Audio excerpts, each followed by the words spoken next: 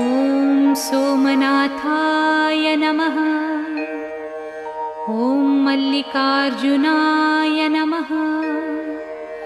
ॐ महाकालेश्वराय नमः।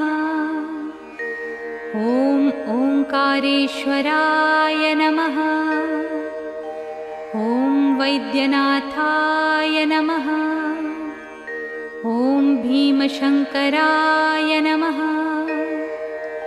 ॐ रामेश्वराय नमः।